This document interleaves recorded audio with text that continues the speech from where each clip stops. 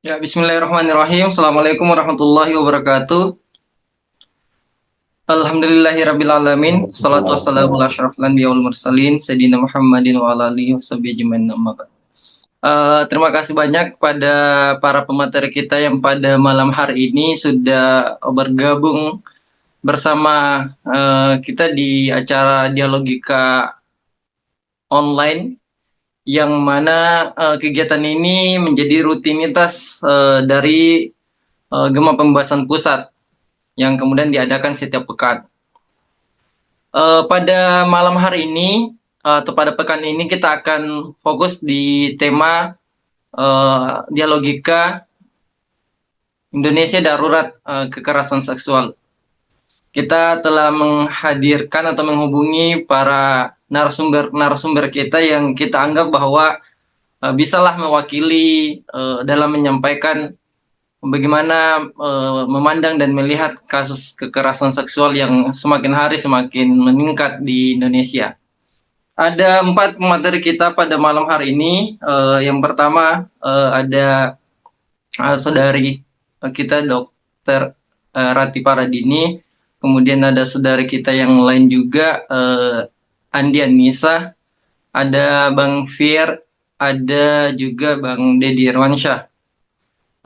Tanpa berlama-lama lagi, langsung saja saya sebagai host atau moderator pada malam hari ini, saya ingin menyampaikan dulu bahwa acara ini adalah acara diskusi atau dialog, bukan sesi pemakalah ya. Maksudnya nanti kalau diberikan kesempatan bicara, jangan kemudian terlalu panjang menjelaskannya.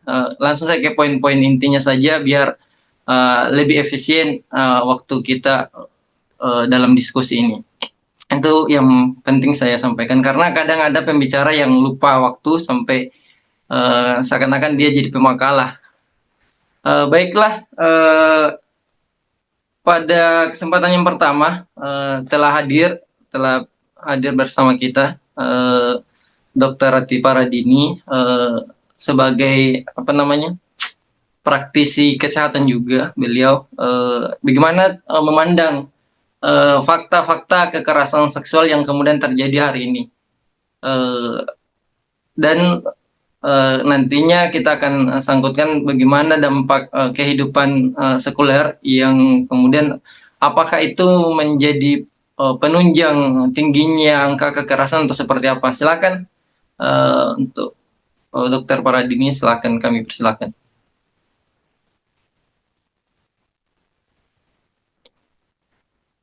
Suara saya terdengar? Ya, oke, Ya. aman.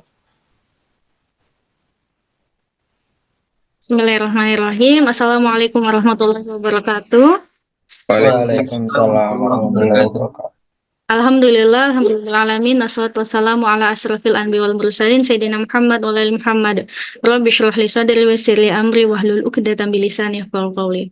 Alhamdulillahirabbil alamin. Puji dan syukur kita panjatkan kepada Allah Subhanahu wa taala atas begitu banyak nikmat, rahmat dan karunia yang dilimpahkan sehingga kita bisa berkumpul dalam ruang-ruang virtual melakukan kegiatan yang insya Allah dalam rangka untuk sama-sama sharing, menambah ilmu dan menambah insight baru tentang masalah yang sedang terjadi khususnya di negeri kita. Indonesia darurat kekerasan seksual. Tak lupa salam dan salawat kita hanturkan kepada Nabi Muhammad SAW, para sahabat serta orang-orang yang thiqah menjadi hingga hari kiamat kelak. Izin boleh saya share PPT? Saya sudah siapkan PPT, bolehkah? Nah, tapi nanti saya diingatkan saja terkait waktunya kalau waktunya terbatas. Poin-poin pentingnya saja ya yang dianggap urgent. Boleh. Ya, oke, silakan. Baik. Apa sudah terlihat? Oke, ya sudah. Iya. Pertama-tama juga sebelum saya ke materi, saya mengucapkan jazakumullah khairan katsiran bil jannah atas teman-teman Gema Pembebasan dan kawan-kawan yang sudah hadir pada kesempatan malam kali ini. Nah, bicara tentang kekerasan seksual, kita melihat banyak fakta-fakta ya yang hari ini viral di media sosial khususnya tentang pelaku dari kekerasan seksual hari ini itu justru banyak dilakukan oleh kalangan intelektual, orang-orang yang berpendidikan seperti guru besar UGM yang jadi pelaku kekerasan seksual, yang bahkan mahasiswa bimbingannya S1 sampai S3 itu menjadi korban. Belum lagi dokter PPDS ya, yang juga bahkan melakukan bukan hanya sekedar kekerasan seksual, tapi sudah pemerkosaan yang dilakukan dengan cara memanipulasi keluarga pasien. Ya, dia menyampaikan informasi kepada keluarga pasien bahwa mau dilakukan transfusi darah gitu ya, dan ternyata yang dilakukan adalah membius pasien sampai tidak sadar dan akhirnya melakukan pemerkosaan terhadap keluarga pasien tersebut. Nah, dan itu juga viral.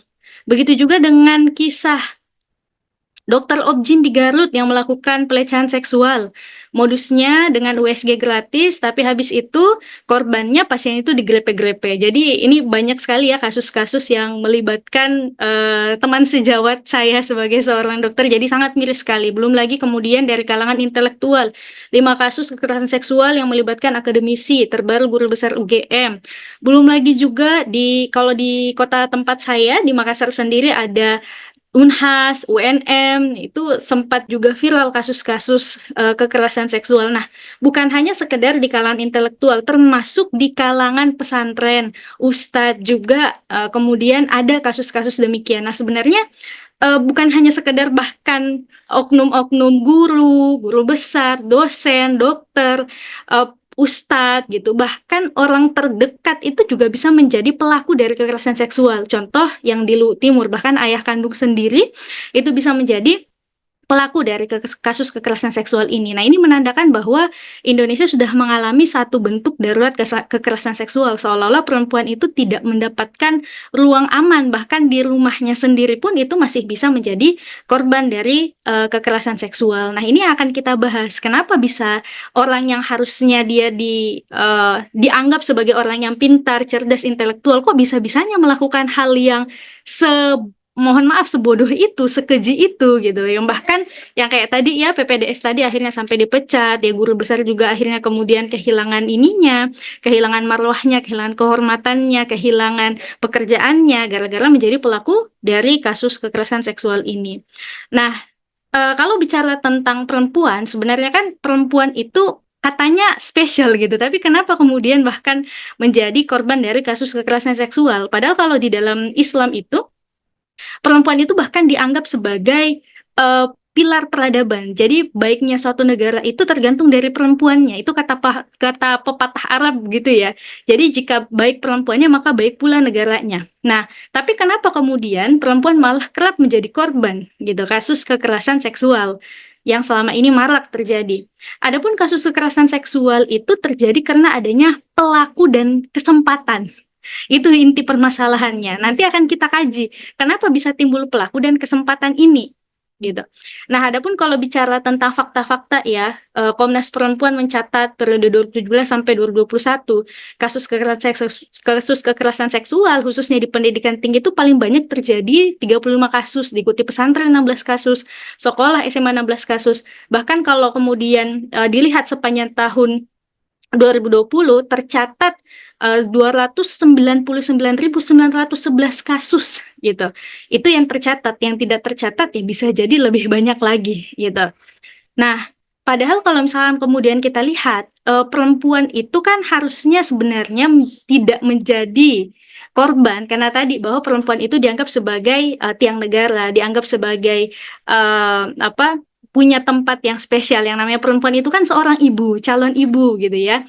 Nah, tapi ternyata kalau kemudian kita melihat kasus kekerasan seksual, banyak kalangan yang menilai bahwa ini tuh karena permasalahan tidak setaranya antara laki-laki dan perempuan, khususnya dalam sudut pandang feminisme gitu ya.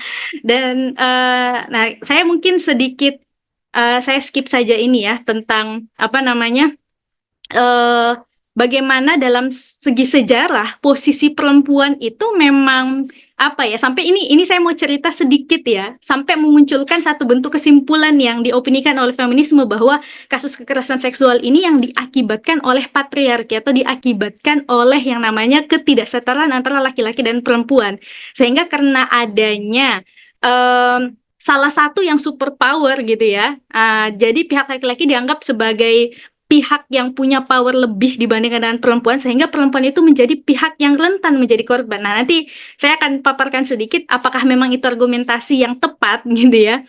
Nah, di kancah peradaban memang tidak bisa dipungkiri bahwa perempuan itu kerap kali menjadi warga kelas 2 gitu. Di dalam misalkan mitologi Yunani ya, perempuan itu khususnya dewi-dewi itu ya kerap kemudian menjadi objek yang diselingkuhi gitu ya.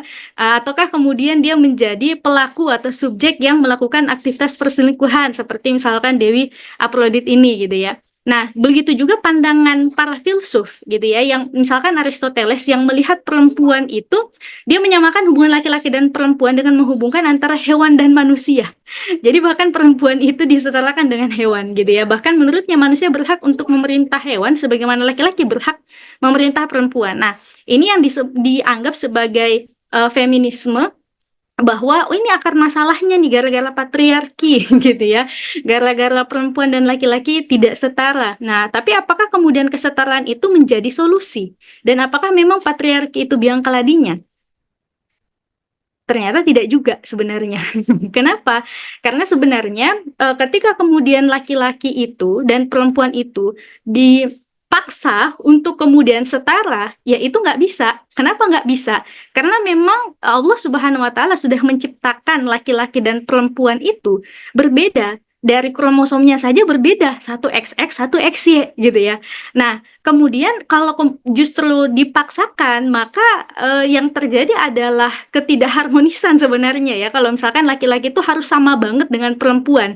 Bahkan kalau misalkan kemudian kita melihat upaya kesetaraan ini kan memang betul-betul adalah sebuah bentuk proyek global ya.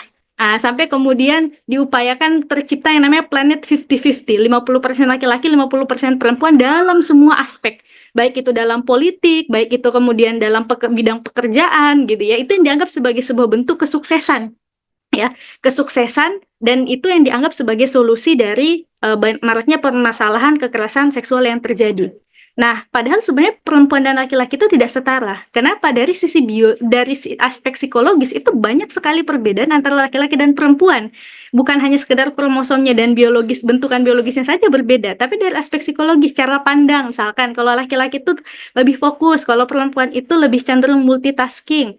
Begitu pula juga dengan sifat-sifat yang lain gitu ya. Wanita 4 sampai 6 kali lebih sering menyentuh sesamanya dibandingkan dengan pria. Wanita Pria mempunyai naluri sebagai seorang pelindung dengan tebal kulit 1,5 kali lebih tebal dibandingkan dengan wanita. Wanita lebih peka terhadap sentuhan dibandingkan dengan pria. Jadi kebayang ya kalau misalkan cewek-cewek itu biasanya foto itu beda dengan cowok-cowok gitu ya. Mohon maaf ini slide-nya ada sedikit gangguan. Izin saya share kembali ya teman-teman. Oke. Nampaknya belum. Oke, sudah bisa. Nah, jadi cara potretnya saja itu berbeda. Kebayang ya kalau misalkan mungkin kumpulan cowok-cowok ini berfoto sebagaimana cewek-cewek yang di sebelahnya. Itu pasti kan aneh banget ya. Nah, belum lagi kemudian ya fakta-fakta yang lain. Wanita butuh berbicara 16.000 sampai 20.000 kata per hari, sedangkan pria berbicara 7.000 kata per hari. Dan juga fakta-fakta yang lainnya gitu ya. Saya tidak berlama-lama di sini. Fakta-fakta yang lainnya yang intinya sebenarnya kesimpulannya bahwa laki-laki dan perempuan itu secara fitrah itu berbeda dan tidak bisa disamakan. Nah, semua ini sebenarnya tidak dimaksudkan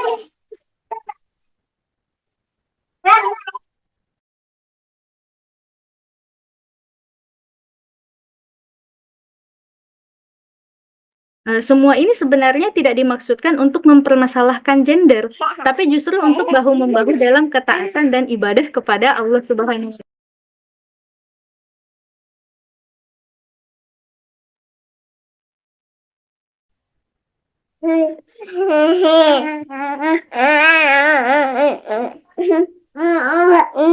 Nah, justru sebenarnya kesetaraan gender itu bukti bahwa kesetaraan gender itu bukan solusi ya, bukan solusi. Ketika kemudian kita melihat data ya, data partisipasi perempuan dalam kehidupan ekonomi dan politik itu semakin meningkat dalam 5 tahun terakhir. Nah, hal ini kemudian terlihat dari skor Indeks Pemberdayaan Gender atau IDG yang terus meningkat sejak 2017. Badan Pusat Statistik mencatat skor Indeks Pemberdayaan Gender itu sebesar 71,74% pada 2011, sementara pada 2021 skornya bahkan naik, jadi 76,26%. Artinya apa? Artinya partisipasi perempuan yang itu kemudian menjadi parameter dari kesetaraan gender itu semakin tahun semakin meningkat. Dianggap sebagai sukses karena perempuan itu semakin berpartisipasi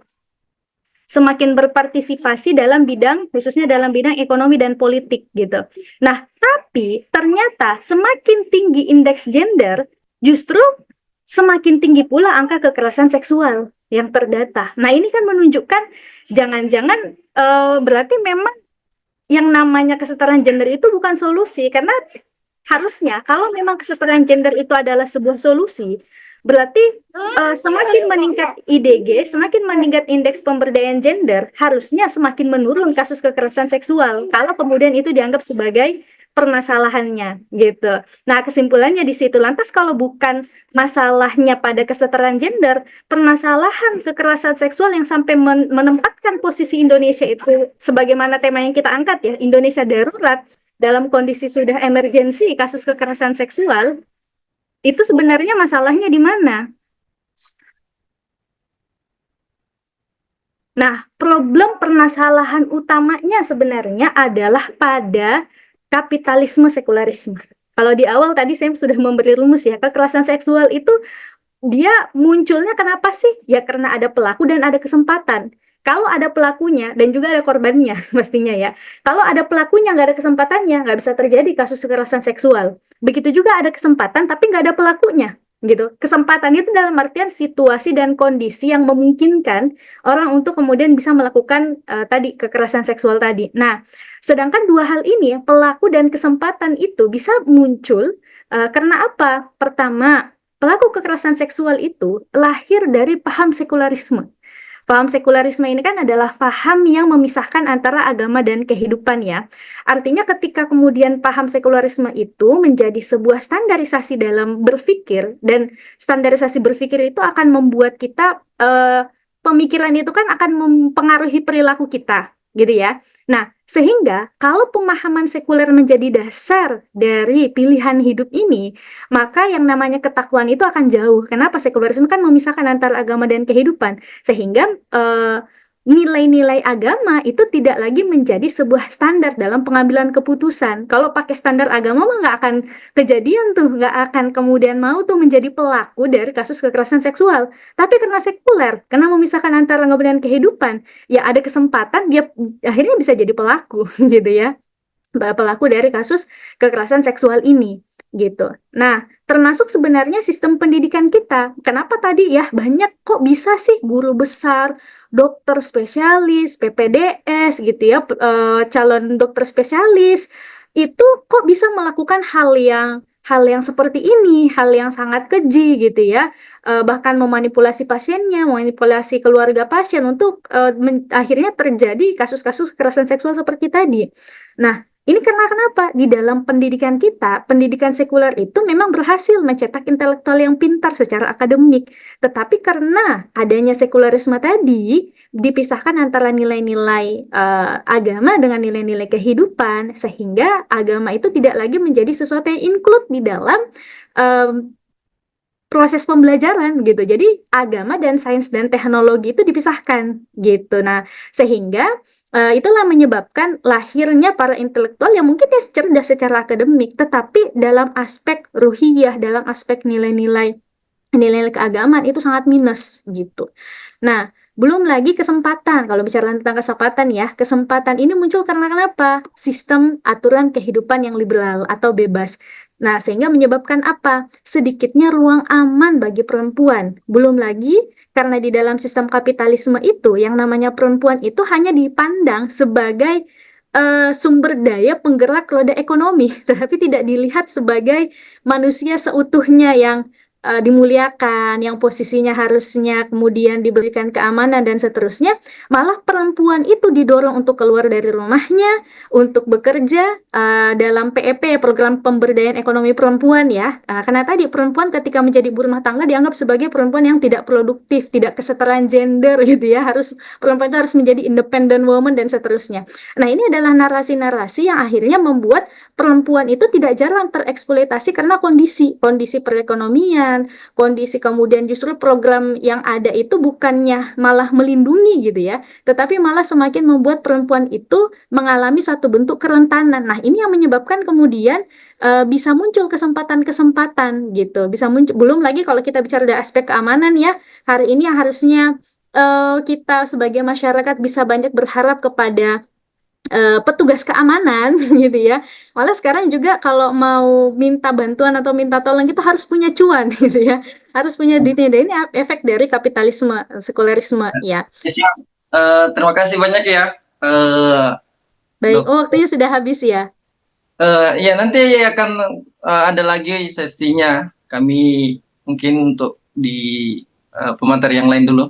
Baik, siap. Terima kasih Iya, banyak.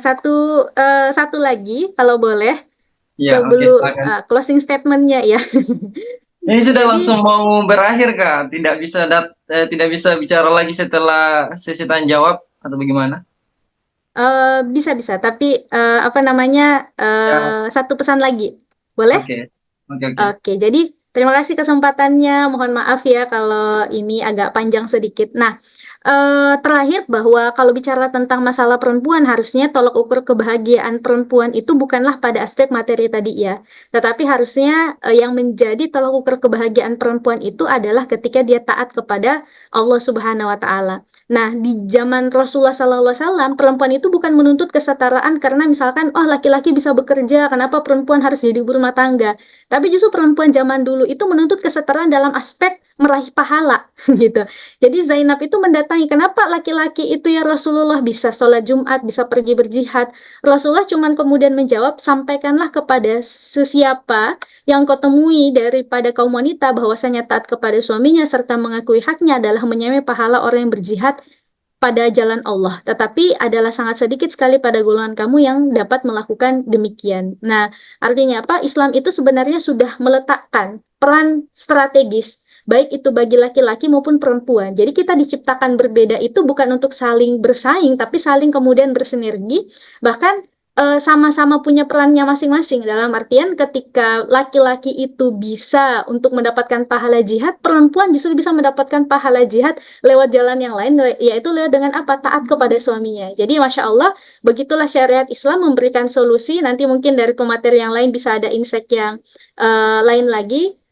Kurang lebihnya mohon dimaafkan. Mohon maaf ya karena waktunya singkat, jadi saya mohon maaf jika ada poin-poin yang kurang terjelaskan. Ya, jazakumullah Nanti, khairan katsirul jannah. Assalamualaikum warahmatullahi wabarakatuh. Nanti bisa Waalaikumsalam. dieksplor lagi di diskusi ya.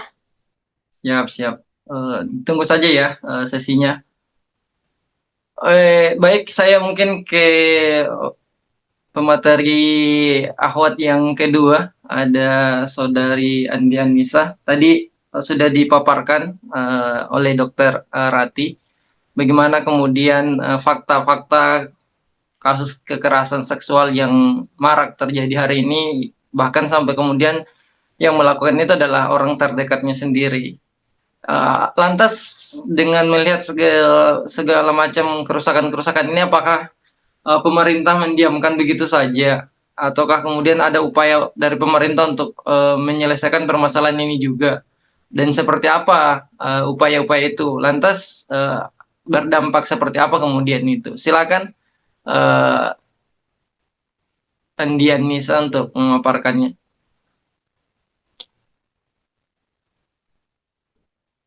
Eh, Terima kasih atas kesempatannya. Alhamdulillah. Assalamualaikum warahmatullahi wabarakatuh. Waalaikumsalam warahmatullahi wabarakatuh. Innalhamdulillah nahmadu wa nasta'inu wa nastaghfiru wa na'udzu billahi min syururi anfusina wa min sayyiati a'malina. May yahdihillahu fala mudilla lahu wa may yudlil fala hadiya lahu. Asyhadu an la ilaha illallah wa asyhadu anna Muhammadan abduhu wa rasuluhu la nabiyya ba'da. Rabbi shrah li sadri wa yassir li amri wahlul 'uqdatam min lisani yafqahu qawli.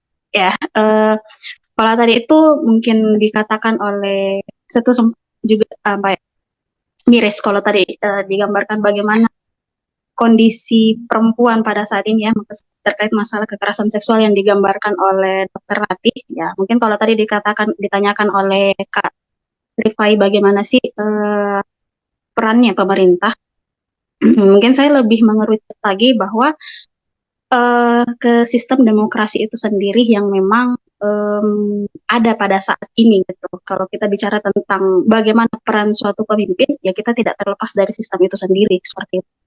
Nah, kalau tadi itu ya sempat ya di tahun 2025 itu angka kekerasan seksual itu kan sudah mencapai 5.950 kasus. Kalau di tahun sebelumnya yaitu tahun 2024 itu kan angka kasus kekerasan seksual itu sekitar 17 ribuan gitu. Nah, apakah kalau dikatakan tadi pemerintah sudah berhasil untuk menyelesaikan masalah kekerasan seksual? Tentu saja jawabannya sangat jelas tidak gitu. Nah, kita kembali bahwa paradigma yang salah dalam menerapkan aturan itu berasal dari paradigma yang harus diluruskan dari sistem demokrasi ini gitu. Memang salah paradigmanya sistem demokrasi dan sistemnya memang yang salah. Sebelum memulai itu, saya sempat mengutip saya mau mengutip kata-katanya Plato. Dia mengatakan gini, sebenarnya sistem demokrasi itu bukan sistem yang baik. Sistem demokrasi itu adalah sistem yang akan melanggengkan penguasa-penguasa tirani. Lanjut, Winston Churchill itu mengatakan bahwa sistem demokrasi itu bukan sistem yang terbaik, tapi sampai saat ini belum ada sistem yang bisa menggantikan sistem demokrasi itu versi mereka berdua. Nah, kalau kita lihat saat ini solusi yang dikeluarkan oleh pemerintah itu adalah solusi-solusi yang tidak menyentuh akar. Gitu. Kembali tadi dalam sistem demokrasi bahwa paradigma berpikir mereka itu menempatkan aturan-aturan itu ditempatkan pada standar suara mayoritas gitu. Berangkat dari prinsip Vox Populi Vox Dei bahwa suara rakyat itu adalah suara Tuhan dan kebenaran itu adalah terdapat dari suara mayoritas seperti itu. Nah, tidak berdasarkan, kalau kita kembalikan bagaimana sih seharusnya, tidak berdasarkan pada prinsip halal dan haram yang sesuai dengan standar syariat Islam. Nah, kalau kita lihat kan masalah kekerasan seksual ini sendiri itu tidak menggunakan prinsip standar halal dan haram, tapi hanya melihat masalah moralitas itu sendiri, bahwa kasus kekerasan seksual ini adalah kasus immoral ya, kasus moralitas terhadap perempuan, sehingga kemudian yang seolah-olah tergambarkan di sini bahwa kita hanya harus menyelesaikan masalah moralitas itu sendiri tanpa melihat bahwa ada aspek halal dan haram atau ada timbangan syariat yang kemudian harus diperhatikan. Apa itu? Yang pertama memang kasus kekerasan seksual ini datang dari misalkan bagaimana kemudian aktivitas saat ini ya, laki-laki kemudian tidak mampu lagi menjaga fitrahnya yang harusnya dia melindungi, malah justru bergeser seperti itu. Tapi yang tidak bisa kita lepas dari sisi ini adalah bagaimana posisi dari perempuan itu sendiri. Syariat sudah mengatur perempuan itu agar terlindungi. Yang pertama, dia harus menutup aurat ya, yang syar'i sesuai dengan ayat yang ditentukan dalam Al-Quran surah An-Nur ayat 31 dan Al-Ahzab ayat 59. Penunjukannya jelas, arahnya jelas agar kamu terlindungi. Seperti itu yang pertama. Yang kedua, Islam sudah mengatur bagaimana standar perbuatan laki-laki dengan perempuan itu pada dasarnya adalah berpisah. Seperti itu. Ada interaksi-interaksi yang dibolehkan antara laki-laki dengan perempuan itu harus memandang dari masalah syariat gitu, bahwa ini interaksi yang dibolehkan, ini yang tidak gitu. Dari timbangan yang tadi itu tidak dipikirkan kemudian oleh sistem demokrasi seperti itu. Nah, kalau kita lihat juga ya, bagaimana menyelesaikan masalah kekerasan seksual ini, itu negara itu hanya menyelesaikan masalah menyelesaikan masalah kekerasan seksual ini ataupun yang disuarakan oleh feminis itu adalah harus setara antara laki-laki dan perempuan. Seperti itu, bahwa untuk menyelesaikan, seolah-olah memang perempuan itu adalah kaum yang tertindas, dan untuk menyelesaikan masalah ini perempuan posisinya harus sama dengan laki-laki, baik itu dalam ekonomi ya, ada yang namanya pemberdayaan ekonomi perempuan, yang juga kemudian dalam ranah politik, bagaimana perempuan dan laki-laki itu ranahnya dalam bidang politik itu harus sama. Padahal sebenarnya kalau kita lihat, kalau tadi digambarkan di bagaimana partisipasi perempuan dalam dalam kancah ekonomi maupun politik itu sama sekali tidak menyelesaikan masalah kekerasan seksual. Toh KDRT itu malah tidak terselesaikan dan makin meningkat gitu. Bahkan sudah tercatat 6.000 di tahun kemarin itu 6.480 KDRT, dan KDRT yang ini dikategorikan bahwa si perempuan ini adalah wanita karir. Yang pertama. Terus yang kedua, faktanya kalau masalah perempuan itu harus setara dengan laki-laki, dampaknya adalah bagaimana kemudian fitrah perempuan ini yang seharusnya menjadi pendidik dan pengurus rumah tangga, ya pendidik generasi dan pengurus rumah tangga itu kemudian hilang gitu. Akhirnya apa? Ini berdampak pada generasi. Kalau di Sulsel sendiri kemarin itu sempat viral tinggi angka apa ini? Angka HIV/AIDS itu sampai mencapai angka 1.636 kasus HIV/AIDS ya, di Sulawesi Selatan, dan tertinggi itu di Makassar. Seperti itu. Nah, artinya memang dari dua hal ini itu tidak bisa menyelesaikan masalah kekerasan terhadap perempuan gitu. Kemudian kan kalau kita lihat ya, sempat Panji Pragiwaksono itu mungkin di stand up komedinya tuh ya, di materinya itu dia bertanyakan seperti ini. Kok bisa ya negeri muslim itu memiliki angka kekerasan seksual itu yang tinggi dibandingkan negeri yang bukan negeri yang mayoritas muslim seperti itu. Nah, kalau kita lihat faktanya kan, di negeri-negeri Eropa, di negeri-negeri barat, itu menganggap bahwa kebutuhan sensual, maaf ya saya bilang gitu, kebutuhan sensual itu setara dengan masalah kebutuhan jasmani, baik itu makanan ataupun minuman. Sehingga kebutuhan seksual ini itu dijadikan sebagai bahan komoditi yang kemudian dikonsumsi di tengah-tengah masyarakat seperti itu. Itu sudah menjadi sebuah budaya yang lumrah. Ngapain harus dilaporkan gitu? Karena memang prinsipnya atas dasar suka sama suka. Nah, ini adalah juga salah satu salahnya dari prinsip demokrasi yang menjamin kebebasan dari rakyat itu sendiri gitu. Akhirnya masyarakat hidup serba bebas ya, prinsip atas dasar suka sama suka ini, yang itu pun juga apa ya, sudah terbawa, sudah terjangkiti lah kemudian di negeri-negeri yang katanya mayoritas muslim seperti Indonesia. Contohnya salah satunya untuk mencegah yang namanya kekerasan seksual. Kalau tadi digambarkan bagaimana mirisnya itu sampai dosen atau sampai guru besar itu melakukan tindakan pelecehan seksual terhadap terhadap mahasiswanya. Salah satu untuk menyelesaikan itu kan masalah PPKS, Satgas PPKS gitu kan, Satuan Tugas Pencegahan Kekerasan Seksual gitu. Tapi kurangnya di sini adalah PPKS itu hanya menyelesaikan masalah atau hanya menindak masalah ketika ada yang melapor gitu. Nah, padahal kan kalau saya itu sempat dengar ya, salah satu Satgas PPKS itu dia bilang gini, jangan malu untuk melapor. Jangan malu karena itu bukan aib. Tentu kita sebagai perempuan, ini kan aib untuk saya gitu. Saya telah dilecehkan, saya telah ini, ngapain kalau saya melaporkan ya mungkin itu salah saya, tapi kodrat saya atau mungkin mahkota ipah saya sebagai perempuan itu sudah tidak ada seperti itu. Nah, artinya PPKS ini tidak bisa menyelesaikan. Kita tidak boleh fokus bahwa kita tidak boleh fokus bagaimana masalah yang terlapor. Harusnya kita fokus bagaimana mencegah masalah kekerasan itu muncul. Nah, mencegah kekerasan muncul itu termasuk tadi bagaimana perempuan ini harus dituntun untuk menutup aurat yang benar, kemudian berinteraksi dengan benar. Gitu. Kalau kita menganggap bahwa perempuan saja yang menjadi korban kekerasan seksual itu salah. Laki-laki pun pernah menjadi korban, bahkan laki-laki pun juga. Gitu. Salah satunya tempat disuarakan oleh komikus Eki Priagung, ya, dia menjadi korban kekerasan seksual seorang guru ngaji seperti itu. Nah, terlebih lagi bahwa demokrasi ini gagal mewujudkan ruang lingkup yang aman bagi laki-laki dan perempuan. Kalau tadi sudah digambarkan bagaimana perempuan, saya tidak terlalu menggambarkan juga karena sudah digambarkan oleh dokter.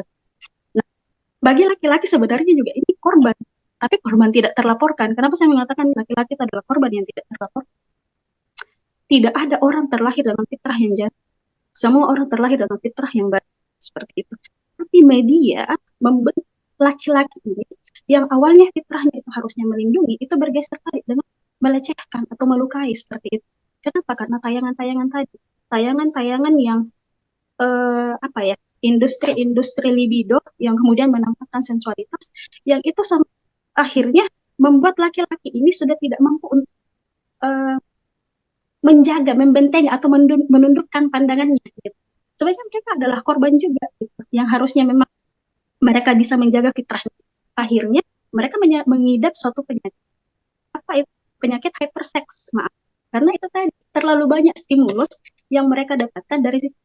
Ya kalau misalkan tadi masalah perempuan, oke lah, dia menjadi korban, tapi laki-laki juga menjadi korban. Karena kenapa? Mereka terpancing, tidak ada kemudian sesuatu yang bisa melindungi pandangan mereka, tidak ada sesuatu yang bisa menjaga pandangan mereka, akhirnya terstimuluslah untuk melakukan hal-hal itu.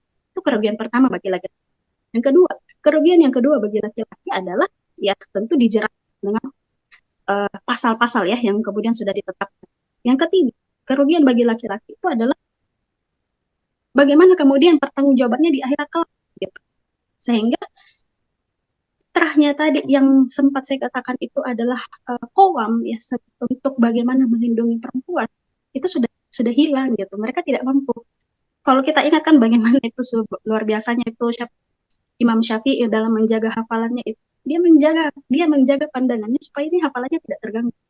Kalau kita lihat bagaimana sekarang kenapa laki-laki itu makin amburadul, makin rusak atau bahkan kemudian sudah tidak mampu menjaga dirinya lalu melakukan aktivitas pelecehan terhadap kaum perempuan atau kekerasan bahkan itu karena banyak stimulusnya gitu. Nah, tentu kalau kita lihat juga kan saat ini ya paradoks sebenarnya, anomali sebenarnya kalau tolak ukur mereka yang mengatakan bahwa ini adalah bentuk pelecehan. Bentuk pelecehan itu adalah ketika si perempuan ini merasa tidak suka kemudian melapor gitu. Padahal kan sebenarnya kalau kita lihat banyak sebenarnya bentuk pelecehan, open BO misalkan, tapi tidak dianggap sebagai suatu masalah serius, bahkan diberikan ruang seperti itu untuk bagaimana open BO ini jalan gitu. Atau ya bentuk pelecehan lain itu adalah kenapa sih iklan mobil itu harus menampakkan perempuan yang cantik, yang seksi.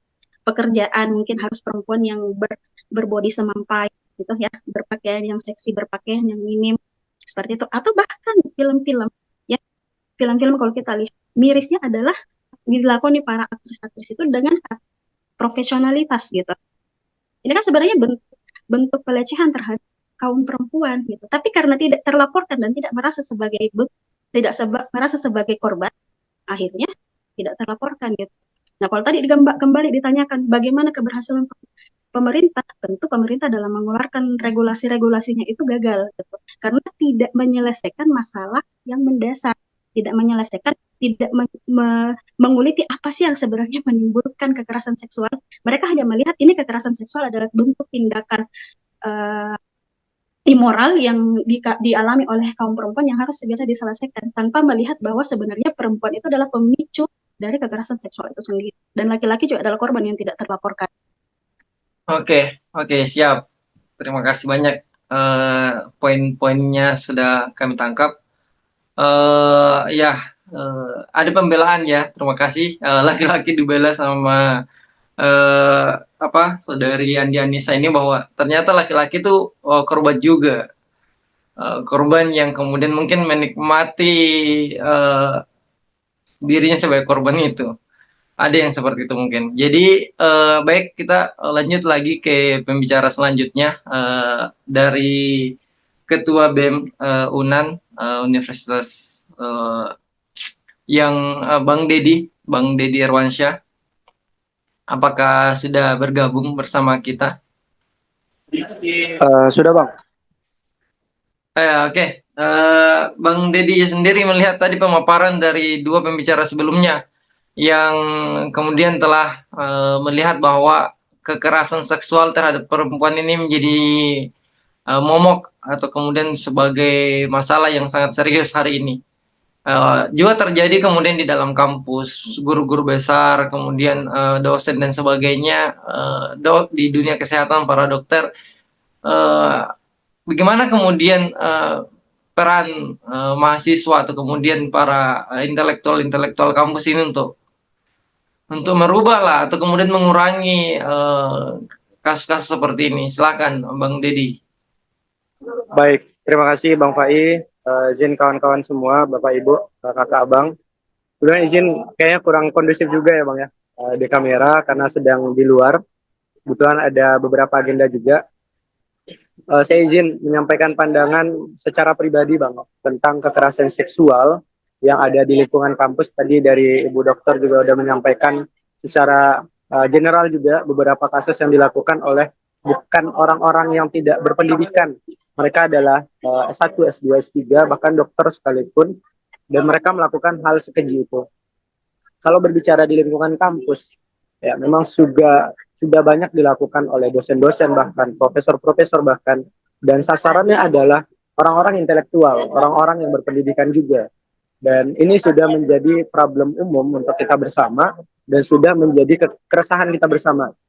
Di kampus saya pribadi, di Universitas Andalas, beberapa kali terjadi setiap tahunnya dan dilakukan oleh oknum-oknum dosen yang dimana memanfaatkan jabatan. Contohnya seperti ketika mahasiswi ingin bimbingan, ketika mahasiswi ada problem mata kuliah. Nah, kemudian ini dimanfaatkan oleh oknum dosen untuk melakukan perbuatan tersebut. Kalau berbicara tentang peranan mahasiswa di kampus untuk mencegah ataupun membahas hal ini, tentu saja kami dari BMKM UNAN sudah ada dan sangat sering, bahkan di internal kampus juga sangat sering membahas tentang bagaimana kekerasan seksual, pelecehan seksual bahkan juga, dan kita sampaikan kepada mahasiswa. Tapi memang ada beberapa faktor yang saya lihat, kemudian kenapa bisa terjadi hal seperti ini. Yang pertama adalah, tadi kalau disampaikan oleh Bu Dokter adalah kebutuhan ekonomi, bahkan yang memaksa perempuan untuk kemudian tereksploitasi, kebutuhan ekonomi, kemudian tidak jarang ada hal-hal yang untuk kebutuhan mereka, gitu, sehingga terjadilah seperti itu. Dan hal ini sama seperti ketika kita di kampus. Mahasiswi terkadang ada hal yang menjadi kebutuhannya. Yang pertama yang sudah saya sampaikan tadi adalah keterbutuhan terhadap dosen, keterbutuhan terhadap keterlibatan dosen. Contohnya adalah ketika dia ingin bimbingan, nah ini terkadang sering dimanfaatkan oleh dosen tersebut. Kadang ada problematika di mata kuliah, dan ini dimanfaatkan oleh dosen. Dan di kampus juga sering terjadi. Ada beberapa informasi yang saya dapatkan ketika bimbingan, mahasiswi itu bukan di ruang kelas, bukan di lingkungan kampus, tapi malah diajak di hotel. Dan problematikanya adalah terkadang mahasiswi itu tidak mau menyampaikan kepada halayak publik karena khawatir data pribadinya tersebar. Terkadang mahasiswi banyak yang diam, jadi problem ini malah jadi tradisi jadinya. Karena dosen merasa tidak terancam, karena dosen merasa nyaman, dan dosen merasa dia punya penguasa yang cukup besar, punya kekuasaan yang sangat besar, sehingga bisa melakukan sewenang-wenang kepada mahasiswinya. Dan ini sering terjadi dan sering dilaporkan, dan kita dari BMKM UNAN banyak mendapatkan data-data seperti ini di lingkungan Universitas Andalas. Berbicara tentang penanganan, kemudian peranan dari mahasiswa sangat banyak tentunya. Karena memang mahasiswa dan mahasiswi itu adalah kaum intelektual, kaum yang berpikir, kemudian kaum yang kritis sejatinya. Banyak sekali hal yang bisa dilakukan. Contohnya adalah pencerdasan, membuat forum-forum diskusi seperti ini contohnya, baik secara online dan offline. Kemudian bagaimana caranya menghindari, bagaimana caranya bersuara dan berani untuk melawan hal seperti ini. Karena kalau hal seperti ini didiamkan atau kemudian tidak mau bersuara dari korban, maka akan banyak korban-korban berikutnya. Nah, jadi kita sampaikan bahwasannya bahayanya untuk kemudian kekerasan seksual dan bagaimana hak kita sebagai korban nantinya yang akan kita dapatkan. Dan kita juga di BMKM UNAN ada sebuah wadah untuk kemudian menjaring aspirasi bagi mahasiswi yang terkena hal seperti ini, dan kita pastikan datanya tidak akan tersebar. Dan di BMK dan juga di Universitas Andalas ada namanya Satgas PTKS. Dan ini juga menaungi hal seperti ini. Ketika ada pengaduan yang masuk, ketika ada kasus yang masuk hal seperti ini, maka langsung disampaikan kepada pimpinan dan kemudian akan dieksekusi. Dan ini sudah pernah terjadi di beberapa fakultas, dan dampaknya adalah oknum dosen yang bersangkutan langsung dikeluarkan. Jadi berbicara tentang peranan mahasiswa adalah terutama dari BMKM UNAN yang sejatinya adalah badan eksekutif dan merupakan gaweannya dan merupakan wewenangnya untuk kemudian menjaga dan mencerdaskan dan mengurangi kekerasan seksual di lingkungan kampus. Banyak hal yang bisa dilakukan. Antara lain adalah membuat group discussion, membuat FGD, membuat diskusi publik, dan mencerdaskan kepada mahasiswa yang ada di Universitas Andalas untuk kemudian bagaimana kekerasan seksual ini bisa dihindari, kemudian bersuara ketika terjadi. Dan tidak hanya di kalangan dosen juga, sering terjadi juga antara mahasiswa dan mahasiswi, untuk karena melakukan kekerasan seksual. Jadi poinnya adalah ada beberapa faktor yang membuat kemudian hal ini terjadi di lingkungan kampus. Yang pertama adalah keterbutuhan ataupun ketergantungan mahasiswi terhadap oknum dosen, baik dalam hal akademik, baik dalam hal bimbingan, dan juga hal-hal kebutuhan lain. Dan faktor yang lain adalah terkadang mahasiswi ini tidak mau atau enggan bersuara untuk menyampaikan bahwasannya dia menjadi korban karena khawatir data pribadinya tersebar. Dan kemudian solusinya yang kami tawarkan adalah kita membuat pencerdasan, group discussion, dan kita kawal ketika ada pengaduan korban yang masuk ketika menjadi korban, dan kita pastikan kita akan naungi dan kita bantu untuk dorong agar sampai kepada pimpinan agar bisa ditindaklanjuti oknum dari dosen tersebut. Dan di Universitas Andalas sendiri ada yang namanya Satgas PPKS, dan dari BMKM Unan selalu bekerja sama dengan hal ini, dan harapannya ini juga bisa mendorong kampus-kampus lain untuk kemudian melakukan hal seperti ini, karena kejahatan seperti ini sangat mengkhawatirkan terutama bagi kaum perempuan, apalagi di ranah Minang yang perempuan itu sangat diistimewakan. Tadi kalau disampaikan oleh Bu Dokter tadi, disampaikan bahwasannya perempuan istimewa. Dan di ranah Minang ini sudah diterapkan bagaimana perempuan itu dilibatkan dalam hal suatu keputusan. Dan perempuan itu sangat diistimewakan. Mungkin kawan-kawan atau Bapak Ibu semuanya tahu bagaimana tradisi di ranah Minang yang begitu mengistimewakan perempuan. Begitu bisa, dan kita mendorong untuk kemudian bagaimana menjaga perempuan di lingkungan kampus, terutama kampus Universitas Andalas. Barangkali itu opini ataupun pandangan dari saya, Bang Pait, terkait bagaimana mahasiswa yang ada di kampus. Terima kasih, Bang.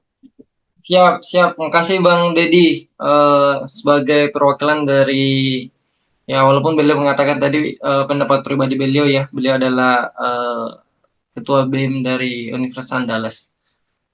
Pemateri terakhir pada malam hari ini, pembicara kita Bang Fiar, yang coba untuk memaparkan bagaimana kemudian sebenarnya Islam mampu memberikan solusi terhadap kekerasan seksual yang marak terjadi hari ini. Yang tadi sudah banyak dipaparkan oleh kedua akhwat yang hadir sebagai pembicara, Dr. Ati sama Indian Nisa. Mau share screen kah, Bang Fiar? Iya dong. Tunggu, coba saya bukakan ya. Baik, sambil Bang Pai buka ya. Saya sambil lanjut bicara. Oke, Suara saya silakan. jelas Bang Pai? Ada kresek-kresek nggak? Halo, Aman. aman ya? Baik, bismillah. Assalamualaikum warahmatullahi wabarakatuh. Terima kasih pada Waalaikumsalam. Baik, terima kasih untuk teman-teman Gema Pembebasan ya, yang ternyata masih hidup. Saya kira udah Bicara dibubarkan apa juga. itu? Ya, malam hari ini mengangkat satu tema diskusi ya, dialogika terkait dengan Indonesia darurat kekerasan seksual ya. Pertama, saya ucapkan juga terima kasih untuk pembicara yang sudah bicara sebelum saya. Ya. Tadi ada Mbak Rati, ya, kemudian ada Mbak Anissa, terus Mas Dedi, ya. Juga teman-teman yang hadir ya, di forum Zoom kita malam hari ini. Saya lihat tadi ada Kang Mustar ya, dari Tangsel, kemudian ada Dr. Dias ya, ini dari Surabaya, ya. Dan siapa lagi tadi? Banyak ya, saya lihat ya. Terima kasih sudah hadir ya. Malam ini saya tidak panjang lebar karena tadi waktunya 20 menit. Ya. Semoga bisa saya selesaikan dalam waktu 10 menit aja. Ya. Sudah share screen Mas Pai? Bang Pai belum ya? Penting nih Bang Pai, harus ditunjukin Bang Pai.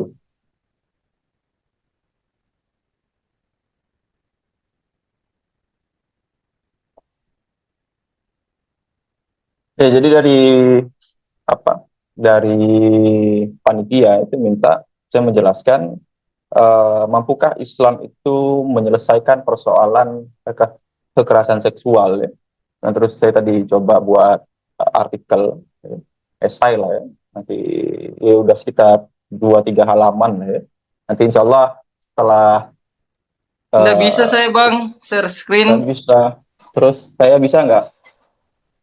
Bisa sih, yang lain tadi sudah. Coba. Mbak ya. Bentar.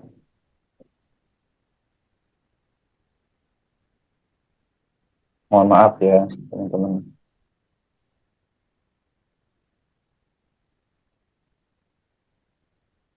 Ya, ini. Kelihatan ya? Belum. Kelihatan. Sudah ya? Kelihatan ya. Oke. Oke. Oke, aman, aman. Nah, ini ya. Jadi tadi temanya itu minta untuk mampukah Islam menyelesaikan permasalahan kekerasan seksual ya. Nah, ini saya ganti Bang Pai. Jadi bukan menyelesaikan ya, karena bagi saya kekerasan seksual ini otentiknya kapitalistik, kapitalisme ya, atau sekularisme. Jadi tidak otentik problemnya Islam gitu. Ya. Sehingga kalau misalnya kita diminta untuk menyelesaikan gejala ini, fenomena ini, itu sebenarnya apa? Kalau pakai contoh yang ekstrim itu ya yang rokok kamu kok saya yang suruh nyembuhin gitu. Bagi yang perokok ya. Ada maka saya lebih ngambil bahasanya itu Islam menghalangi munculnya kekerasan seksual ya. Jadi sejak awal itu memang sudah di apa? Kalau janin itu diaborsi sejak awal ya. Jadi nggak dibiarkan tumbuh, tidak dibiarkan lahir ya. Kekerasan seksual itu dalam Islam. Kok bisa? Katanya begitu ya. Islam itu menghalangi munculnya kekerasan seksual. Ya.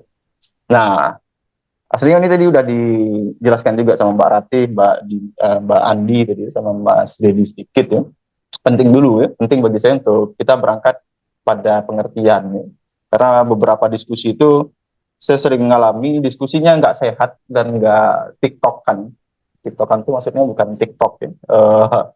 Nggak tektokan,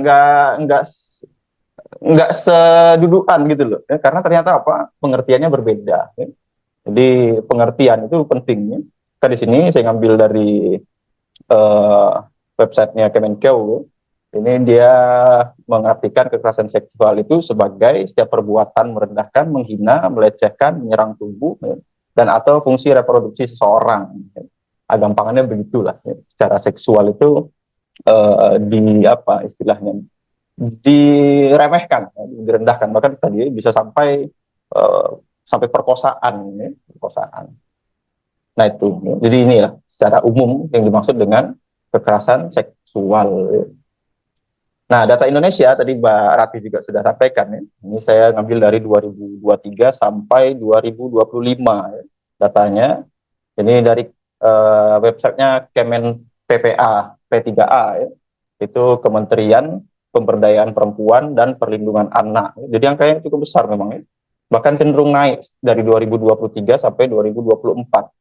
Nah, ini data yang paling bawah itu, ya, kalau teman-teman lihat ya, itu data 2025 yang diinput bulan Januari. Jadi baru 1 bulan itu kasusnya udah 8.000. Ini luar biasa memang ya. Ini memang kayaknya orang Indonesia ini mesuman memang ya. Mesuman memang. Kayaknya sangean, Bang. Ya, lebih halusnya mesuman lah ya. Nah, ini yang biru itu total kasus ya. Yang hijau itu korban laki-laki ya. Dan yang oranye itu korban perempuan. Ini ternyata laki-laki itu juga jadi korban ya. Itu juga sebenarnya sudah tahu lama ya, ada laki-laki yang jadi korban kekerasan seksual. Ya. Cuman ternyata angkanya cukup besar juga ya. Ini laki-laki apa ini nggak bisa melawan ya. Nah itu ini ya, fakta. Laki-laki apa? Besok kita belikan itulah ya untuk perempuan itu. Ya. Nah ini data di Indonesia. Ya. Nah, yang menarik itu, saya tadi dari beberapa waktu ini searching, aslinya itu saya sebelumnya udah mau riset tentang ini ya, karena banyak ungkapan itu pendapat bahwa ya hari ini nggak perlu Islam lah, buktinya banyak negara-negara Nordik ya, kemudian negara-negara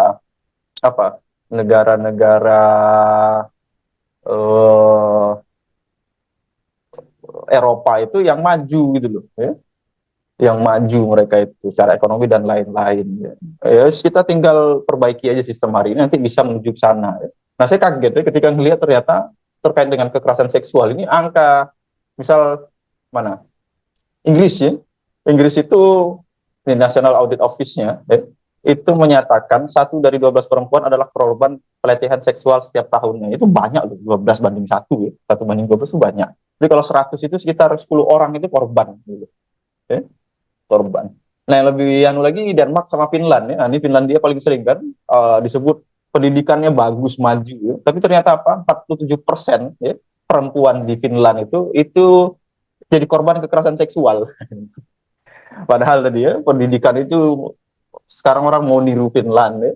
Terus apa? Tingkat kebahagiaannya tinggi ya. Tapi ternyata itu tadi perempuannya nggak aman gitu loh.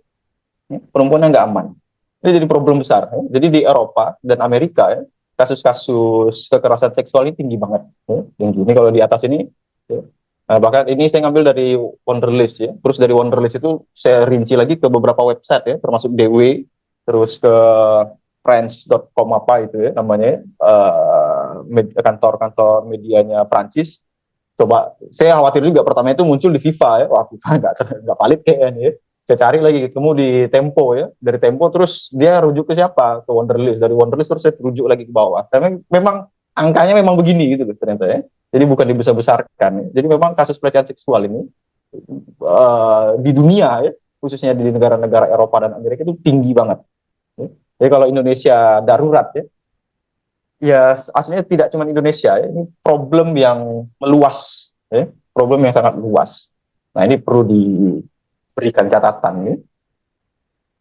Nah, jika begini ya, ini persoalannya sistemik gitu loh ya. Saya sering sampaikan itu, kalau saya itu tadi kemarin itu sampai pegel nih Bang Rifai, badan saya pegel-pegel. Saya perbaiki TV, nyoba perbaiki TV LED ya. Itu dari pagi sampai malam ya. Itu nunduk, ini sakit pegel-pegel saya. Ya. Coba perbaiki barang listrik itu kalau rusaknya satu misalnya tombol ya, nggak nyala ya, kena satu resistor ya, itu itu mungkin resistor yang salah gitu loh ya. Nah, tapi kalau misalnya terus ternyata ngeblank ya, hitam gelap ya, layarnya ya, tapi menyala lampunya ya. Nah, ini bukan persoalan kecil lagi gitu loh ya. Ini harus di cross check semua barang itu, saya tuh sampai panel gelasnya itu saya bongkar ya. Terus macam-macam. Atau lebih sederhana lampu. Kalau di rumah kita punya lampu 10 ya. Kalau yang mati hidup cuma satu lampu, itu masalahnya lampu. Tapi kok ternyata dari 10, 5 bahkan sampai 7 lampu itu kelap-kelip ya. Ah, ini bukan persoalan kecil ini. Ini kemungkinan besar bukan lampu lagi, tapi itu sudah instalasi listriknya gitu loh. Ya, atau tegangan listrik langsung dari PLN yang bermasalah itu. Itu kita mau ganti lampu bolak-balik ya. Semuanya itu besok ya rusak lagi gitu. Nah, maka kalau kita lihat tadi kasus yang di Indonesia yang disampaikan teman-teman tadi, termasuk yang tadi saya paparkan itu, ini persoalannya sudah sistemik. Nah, persoalan sistemik ini itu diakibatkan persoalan yang melekat pada sistem secara keseluruhan, bukan karena faktor yang spesifik lagi gitu. Walaupun tadi ada upaya-upaya teman-teman kita buka semacam posko kekerasan seksual ya. Yaitu kalau misalnya sumber penyebab yang melakukan kekerasan seksual itu tidak tapi memang ini jadi bagus, ini ada kantor baru kan. Jadi ada pekerjaan baru tuh, jadi ada karyawan baru tuh mengatasi kekerasan seksual itu ya. Nah, ini kan ya apa ya, bahaya laten bagi saya. Bagi saya bahaya laten itu ya. Solusi-solusi seperti itu gitu loh ya. Ini malah kita itu terus membiarkan ya, artinya ya, tumbuh kejahatan-kejahatan seksual itu, bukan kekerasan lagi, ini kejahatan seksual ya. Nah, maka ketika kita mengetahui ini persoalannya sistemik ya, dia lebih luas ya, masalah itu berulang gitu loh. Itu kan tadi Mbak Rati juga dari tahun berapa itu ya, termasuk saya kemarin tadi itu saya ngecek ini benar nggak angka ini naik signifikan itu di antara 2020 ke 2025 cukup signifikan. Saya cari lagi sampai 2011 ya, itu juga ternyata angkanya juga besar. Berarti kan ini berulang ya, berulang. Penyebabnya juga rumit, dicari itu macam-macam. Jadi saya lihat cara-cara menyelesaikan solusinya ya. Nah, itu juga nasihat-nasihat aja isinya ya. Efeknya luas tadi, bukan cuma Indonesia tapi seluruh dunia. Ya. Masalahnya juga saling terkait. Maka ini apa? Ini ada yang salah dengan fondasinya ya. Fondasi peradabannya yang hari ini tadi ya, sudah berulang kali ya. Ini peradaban Barat sekuler individualis liberalis perilaku ini memang ideologi penjahat ini ya. Ideologi bahasanya Bang Pai tadi, ideologi mesuman ini ya. Jadi itu aslinya bisa jadi kayak Finland tadi kan paradoks tuh, kebahagiaannya tertinggi tapi pelecehan seksualnya juga tinggi. Artinya apa? Mereka itu bahagia-bahagia aja dilecehkan gitu loh. Itu nanti perlu kita cek memang itu ya indikator yang mereka pakai untuk ini ya, untuk menilai sebuah masyarakat itu bahagia atau tidak gitu. Itu perlu kita cek betul tuh. Karena saya pengalaman itu buat skripsi tentang rasio Gini ya, tentang ketimpangan kekayaan. Itu saya ngerti banget itu manipulasi rumusnya ya. Jadi yang dihitung itu bukan pendapatan tapi pengeluaran gitu loh. Tapi nanti lah ya, nanti monggo teman-teman mungkin nanti ada bahasan ini ya. Melihat bagaimana hari ini rumus-rumus indikator tadi ya, kebahagiaan tingkat apa itu itu apa istilahnya manipulasi statistik yang mudah dibuat aslinya. Ya. Nah, maka melihat ini persoalan sistemik ya, dan kita ini peradaban yang isinya manusia, maka kembalinya harus ke manusia dulu. Ya. Maka manusia itu membentuknya akal, ya, ada kebutuhan fisiknya, ada naluri. Ya. Nah, kita fokus pada poin ketiga. Ini pada dasarnya kalau kita tarik benangnya ke belakang ya, kekerasan seksual ini ya, yang menyerupainya ya, bagaimana sih ini kemudian bisa muncul ya? Itu ternyata apa? Ini dari diri manusia yang paling bawah ya, ada diri manusia itu. Kemudian ada yang micu karakteristiknya naluri itu, khususnya tadi ya penampakannya itu hasrat seksual itu nggak akan muncul kalau nggak ada yang micu. Ya. Maka ketika dirinya ada yang micu, naluri itu aktif. Ya. Ketika naluri itu aktif, dia menunjukkan penampakan. Ya. Salah satu penampakannya apa? Hasrat seksualnya untuk dipenuhi. Ya. Kemudian muncullah tuntutannya untuk segera dilampiaskan. Ketika tuntutan itu muncul, dia berpikir, ini gimana nih cara dapatnya nih? Ini butuh modal berapa didapat cewek ini? Ya, mau dengan cara kasar atau dengan cara baik-baik. Hari ini kan sebenarnya banyak kejahatan seksual itu sebenarnya niatnya baik, kan? Niatnya baik banget. Nah, tapi ini kok ada nyoret-nyoret nih? Berpikir ya untuk mendapatkan itu.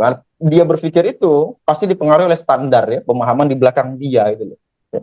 Kalau orang yang liberal ya, misalnya dia berangkat dari prinsip bahwa manusia itu dilahirkan dalam keadaan bebas ya, maka urusan diri dia itu dia merasa bebas untuk melakukan. Ya. Tapi kalau yang bersandar pada Quran Sunnah, dia akan bersandar pada Quran dan Sunnah. Ya. Dia nggak akan keluar dari situ. Nah ini hakikat manusia itu ketika dia itu melakukan perbuatannya itu loh. Ya. Yang sampai akhirnya tadi ya, ketika perbuatan itu standarnya salah, yang hari ini banyak terjadi di dunia ini, maka ya kekerasan seksual itu menjadi hal yang lumrah. Aslinya itu nggak perlu kaget gitu ya, sesuatu yang wajar ya, munculnya kekerasan seksual, kejahatan seksual itu di peradaban hari ini gitu loh.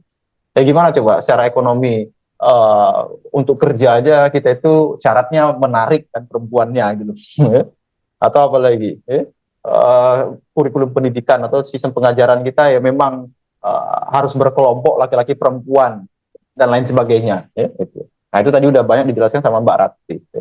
Maka ketika kita melihat ini bagian ya, dari persoalan sistemik ya, maka Islam itu sebenarnya sejak awal sudah menghalangi untuk tidak munculnya problem ini ya. Itu dengan cara apa ya, dalam kitab yang ditulis Syatakiddin Anahbani ya, karena saya seorang Anahbanian itu ada namanya sistem pergaulan Islam. Ya. Ini saya nggak tampilkan semua, tapi ini saya rasa cukup ya untuk supaya problem itu nggak muncul. Ya, pertama ada yang dimaksud dengan pengaturan hubungan pria dan wanita. Ya. Itu harus dipahami betul ya, bagaimana Islam itu mengatur hubungan pria dan wanita. Ya. Bahwa mereka itu sama-sama manusia, punya kebutuhan. Ya. Kemudian tadi kalau berangkat dari problem ini dia ada hasrat seksual. Ya. Maka Islam itu membolehkan kalau ada hasrat seksual itu dia harus menikah, segera menikah. Ya. Nah nanti dia menikah gimana? Nanti ini hubungan dengan sistem yang lain lagi ya. Memang gampang menikah sekarang ya kalau kita lihat kehidupan kapitalisme hari ini ya, itu jadi susah itu. Apalagi Bang Pai itu. Naiknya berapa puluh juta tuh Bang Pai. Hampir semua orang Sulawesi begitu Bang, nggak usah sebut-sebut saya. Iya itu. Mungkin kalau untuk UMR Jogja itu dia perlu waktu 20-30 tahun ya baru dia bisa menikah gitu loh. Menikah 2 tahun mati habis itu. Nah, belum lagi nanti ada lapis dalam sistem pergaulan Islam itu kehidupan khusus ya. Kehidupan khusus itu contoh sederhana ya. Kita itu ada kehidupan khusus ya bagi setiap keluarga. Bahkan yang paling ekstrem itu Rasul itu melarang kita melempar mata kita ke rumah orang lain gitu. Karena itu sama dengan menghancurkan rumah itu gitu loh. Nah kalau sekarang itu pengalaman ya. Jadi kalau di rumah itu kadang ibu-ibu sayur kan datang tuh bawa motor itu ya. Nah, itu kalau manggil sayur, itu kalau istri saya nggak keluar itu udah dari jendela tuh ngeliat begini. Kan kaca rumah saya kan reben kan. Jadi kalau mau lihat itu harus ditempelin gini loh. Ah itu dia nggak ngerti itu. Sebenarnya dia sedang merusak merusak rumah itu loh. Ya. Entah orang itu di dalam pakai terbuka auratnya atau apa kan. Nah, sehingga ini ada ya pengaturan khusus. Makanya nanti kalau mau rinci itu ini memang harus ada kajian tersendiri nanti ya. Nah, poin ketiga misal kewajiban memisah pria dan wanita dalam kehidupan ya. Jadi nggak hukum asal laki-laki dan perempuan itu terpisah gitu. Ya. Kemudian hukum melihat wanita seperti apa, laki-laki harus godul basor ya. Kemudian aktivitas apa? Aktivitas kaum wanita ya, sesama kaum wanita, kemudian bagaimana jamaah Islam itu memandang posisi wanita ya. Dan peradaban Islam itu bukan berarti kemudian perempuan itu tidak boleh bekerja, tetap boleh bekerja ya. Belum lagi nanti apa bagian pernikahan dan kehidupan suami istri ya. Jadi seorang anak lahir itu langsung dididik ya, dengan apa, dengan prinsip partnership laki-laki dan perempuan suami istri itu untuk mendidik anak yang soleh, yang takwa itu loh. Ditutup auratnya ya, dididik dari kecil ya. Setelah dia agak besar ditutupi auratnya, di sekolah dia tidak boleh campur baur ya. Kemudian harus nutup aurat ya enggak. Terus apalagi kalau dia sudah waktu menikah dipermudah oleh negara untuk menikah ya, dengan mekanisme sistem ekonominya ya. Nah, terus kalau dia kurang satu boleh empat bang Pai coba ya. Islam free. Nah ini terus masih ada yang berzina, masih ada yang ganggu apa anak perempuan orang atau istri orang. Ini kan biadab ya orangnya ya. Dari kecil udah dididik, kemudian sampai besar itu semua kebutuhan hasrat seksual dari nalurinya itu dipenuhi, kok masih ada yang melenceng. Ya? Nah, maka di situ nanti ada sistem hukum pidana, ya? Sifatnya preventif, mencegah dan kemudian memberikan apa? Memberikan efek jera bagi yang lain gitu loh. Ya? Kalau melakukan. Jadi ini kompleks banget gitu loh. Ya? Jadi kalau ini dijalankan aja, ya, itu aslinya nggak akan kita dengar itu istilah-istilah kekerasan seksual ya. Itu memang khasnya kapitalistik itu, kapitalisme ya dan sekuler hari ini itu tidak khas Islam gitu loh. Ya. Jadi saya nggak sepakat kalau kita itu diminta judulnya bagaimana Islam menyelesaikan ini ya, kekerasan seksual hari ini itu urusanmu ya. Itu bukan urusan kita gitu loh. Itu bukan masalah khas kita gitu loh. Ya. Kalau mau kalian tidak nyaman dengan kondisi itu ya, kita mulai dari awal nah, gitu. Kalau di Pertamina kita mulai dari nol kan ya, kita jalankan. Nah ini sistem peraturan pergaulan Islam ya. Nah ternyata sistem pergaulan ini ya, ini hubungannya tidak bisa lepas dari sistem kehidupan Islam yang lain. Ya. Ada apa? Sistem ekonomi Islamnya, ada sistem pemerintahan Islamnya, ada hukum Islamnya, ada pendidikan Islamnya. Ya. Nah, itu semua saling terikat itu. Ya. Jadi nggak sendirian ini nanti sistem pergaulan ini. Ya. Ya, dia dibantu tadi misalnya untuk bagaimana menikah, sistem ekonomi nopang. Ya. Kemudian sistem pemerintahannya termasuk hukumnya itu juga menopang. Sistem pemerintahan misalnya nanti ada bagian urusan luar negeri, dia harus me-cut itu ya. Semua produk dari luar gitu loh, termasuk tadi situs-situs porno itu di-cut semua dengan dia. Yang hari ini coba ya, malah justru akun-akun dakwah kan yang diblokir gitu loh, akun-akun porno dibiarkan gitu loh, akun judi online dibiarkan. Nah, kalau Islam tidak, itu di-cut sejak awal ya. Sistem hukumnya tadi, pidananya ya, termasuk pendidikannya, ini semua saling terhubung ya. Sehingga apa, ini memastikan ya, problem-problem yang kita bicarakan ini ya, sejak awal bahkan tidak pernah terbayangkan itu akan muncul gitu. Ya. Jadi asli peradaban Islam itu tidak pernah membayangkan ini masalah apa ya gitu ya. Orang-orang Islam secara umum ya, walaupun tadi ya karena mengertinya Allah itu dengan manusia itu loh. Ya. Jadi begitu, Bang Pai. Kelebihan nggak waktunya? Oh masih ada. Itu subsidi untuk yang lain ya. Baiklah kita mungkin masuk di sesi diskusi tanya jawab yang sudah banyak teman-teman. Alhamdulillah malam ini banyak peserta yang hadir ya. Masa tidak ada yang ingin bertanya. Jadi saya persilakan yang ingin bertanya bisa langsung mengaktifkan mic sama kameranya dan to the point ya, pertanyaannya jangan jadi pemateri tambahan lagi. Silakan, ada yang mau bertanya?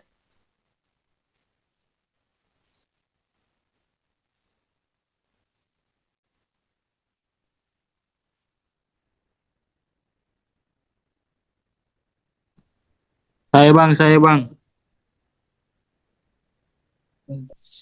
Siapa? Ya, Zaki, Bang Ya, Zaki. Bang Pai. Ya, silakan. Assalamualaikum warahmatullahi wabarakatuh. Baik, yang akan saya pertanyakan yaitu bagaimana peran negara Islam ketika mendapati eh, kasus pelecehan seksual ini, bagaimana negara ini menghukumi pelaku. Itu saja Bang Fai. Oke, siap. Kita tampung dulu mungkin ya. Kalau ada lagi yang ingin bertanya silakan. Kita tampung dulu pertanyaannya.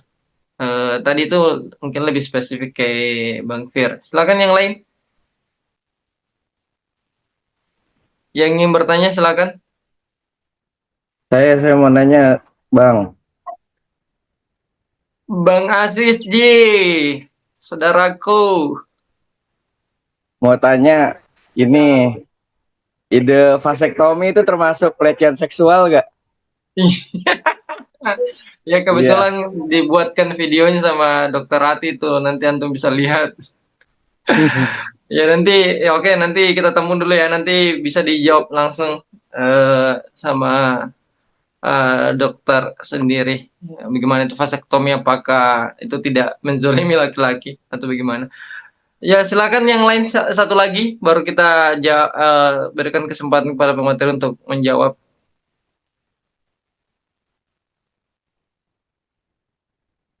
Ada lagi yang ingin bertanya?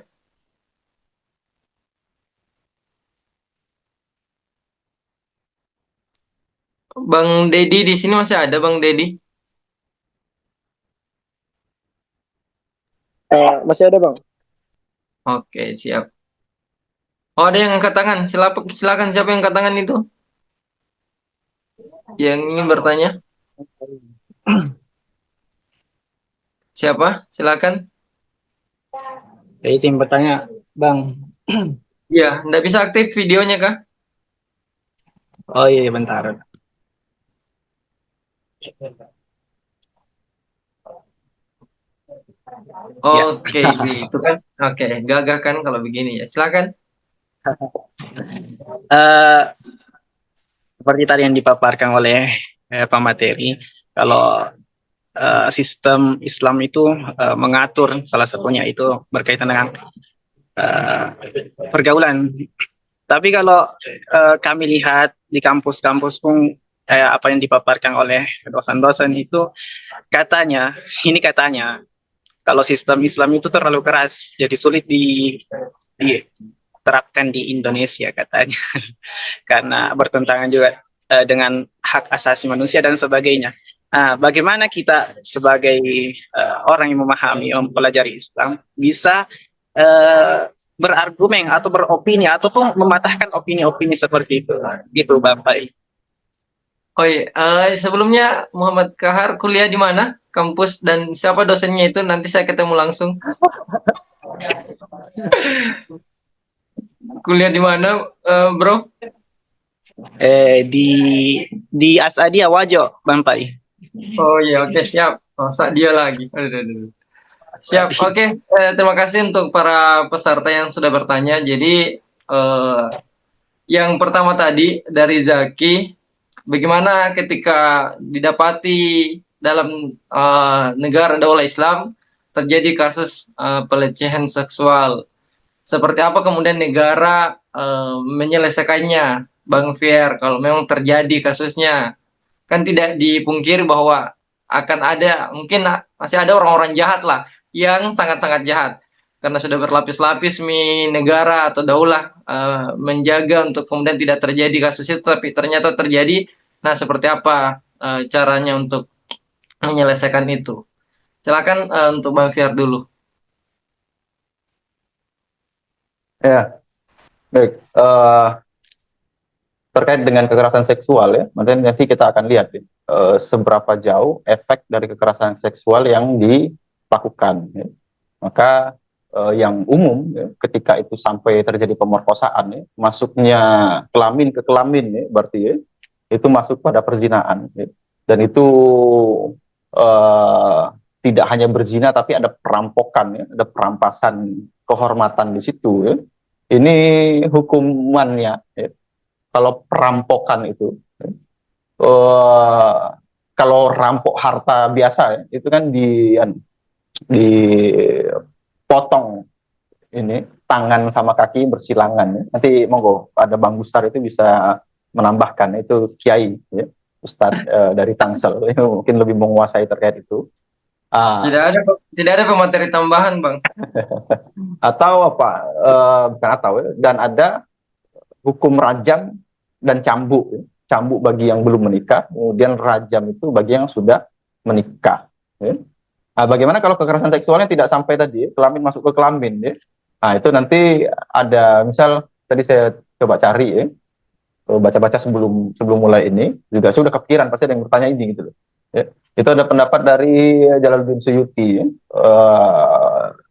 Itu nanti paling maksimal takzirnya itu dikucilkan dari masyarakat, dari pergaulan ya. Misal apa, perempuan lewat ya, terus dia wuhui cantik ya gitu ya.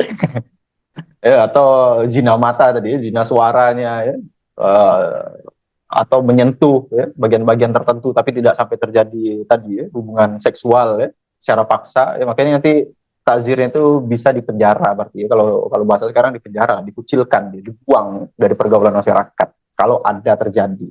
Tapi tadi ya, kalau sampai perampokan, bahkan mungkin sekarang banyak kasusnya sampai dibunuh kemudian ya, itu jelas ya, nyawa balas nyawa ya.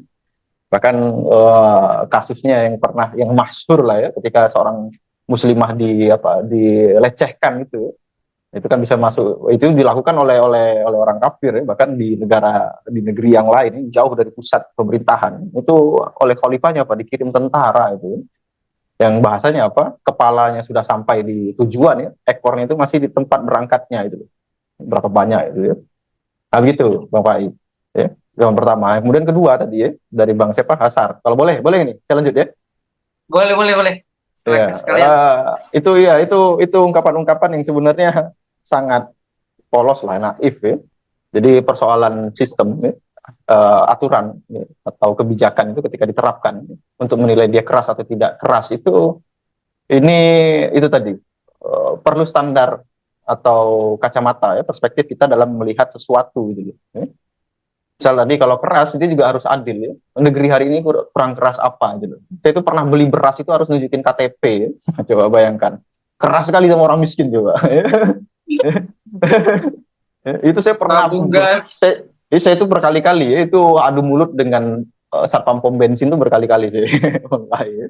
Itu sampai diliatin orang ngantri ya, karena itu kesel itu ngantri kita pertalite lama ya. Terus yang Pertamax ini ya, yang mobil ya, Pertalite itu mobil-mobil mewah itu ngisi Pertalite juga itu loh, bukan Pertamax ya. Saya bilang terus, Pak, ini kita nggak boleh ikut ngantri yang di mobil itu. Oh nggak boleh Mas, sudah peraturannya. Itu sampai yang mau saya sampaikan, begitu kerasnya ya kita itu untuk memenuhi kebutuhan kita yang jadi hak kita hari ini gitu loh. Ya. Nah ini itu di mana pikiran orang yang kemudian mengatakan syariat Islam itu keras gitu loh. Ya. Bahkan keras itu kan dia bagi pelaku ya, bagi yang tidak melakukan ya tidak kena gitu loh. Kecuali memang niat melakukan. Ya, saya nggak mau nuduh ya bahwa orang itu suka itu melakukan yang dilarang-larang oleh Islam itu loh. Makanya dia langsung tahu kan, ini kalau saya berzina dalam Islam begini, kalau saya mencuri dalam Islam begini ya. Makanya dia takut, ini keras, ini memang keras bagi pelaku gitu loh. Ya, bagi yang nggak melakukan ya nggak keras jadinya. Ya. Nah, justru itu menjadi tertib ya. Dalam semua kekuasaan itu ya, kebijakan itu pasti memaksa ya.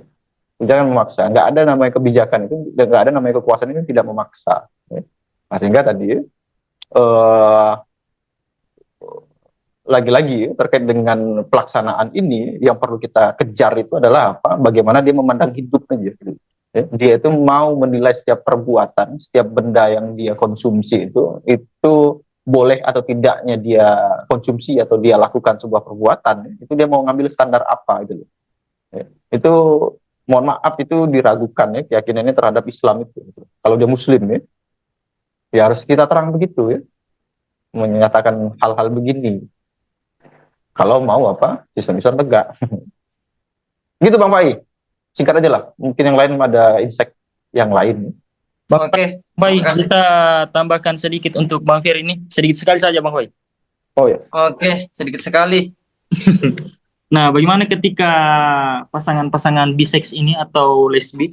Nah, lingkungan sosial saya sering mendapati pasangan-pasangan kayak begitu. Bagaimana? Apa dalam ketika daulat tegak nanti, apakah hukuman bagi kaum-kaum ini apakah lebih berat daripada kaum pelecehan yang lainnya kayak perempuan ke wanita atau wanita ke wanita ke laki-laki atau laki-laki ke wanita? Iya, Itu aja Bang Fai. iya berat. Setahu saya itu dilempar dari ketinggian terus ditimpa batu sampai mati.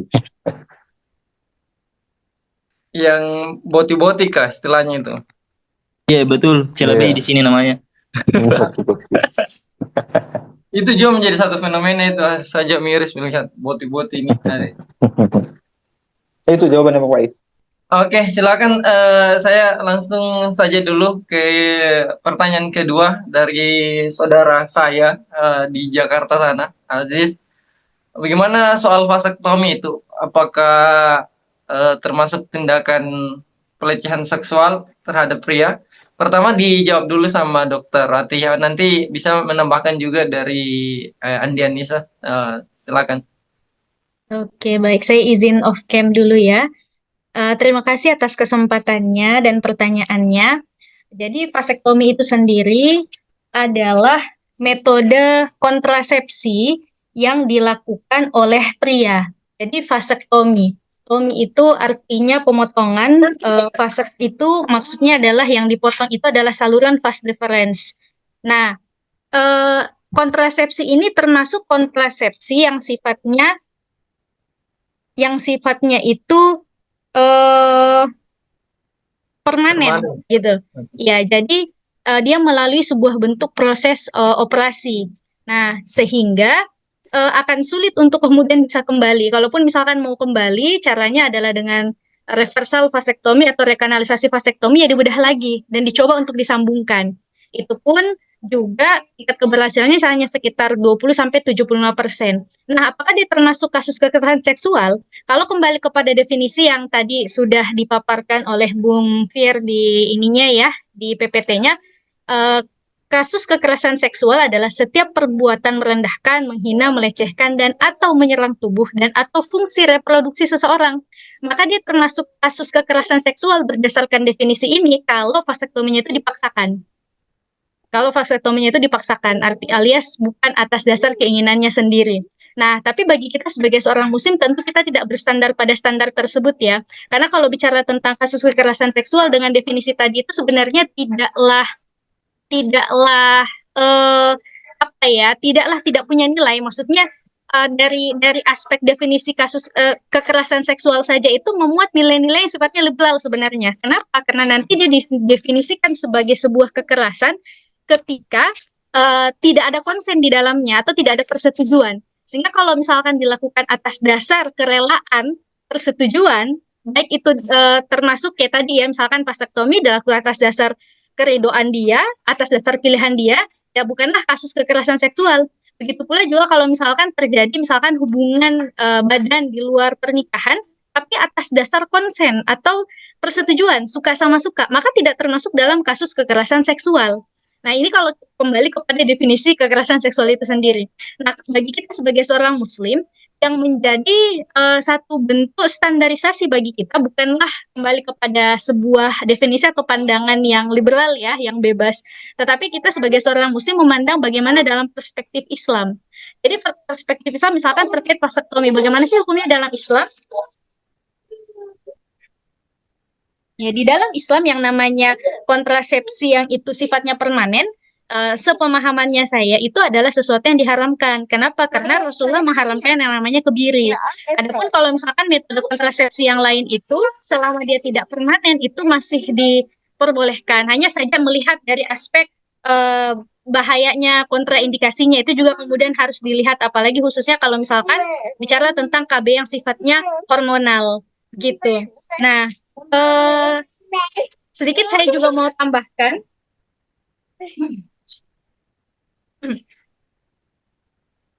Sedikit saya juga tambahkan terkait pembahasan yang tadi ya dari pemateri-pemateri sebelumnya. Berbicara tentang masalah kasus kekerasan seksual, yang perlu di-highlight juga di sini adalah tidak cukup sebenarnya hanya dengan memberikan ruang untuk melaporkan. tapi juga upaya preventif atau pencegahan jangan sampai terjadi lagi. Karena begini, kalau misalkan bicara tentang kasus kekerasan seksual dan menjadi korban kekerasan seksual itu bukan hal yang mudah ya, mudah untuk melaporkan seperti tadi Ukti Anissa sudah menjelaskan ya, itu bukan perkara yang mudah untuk dijalani.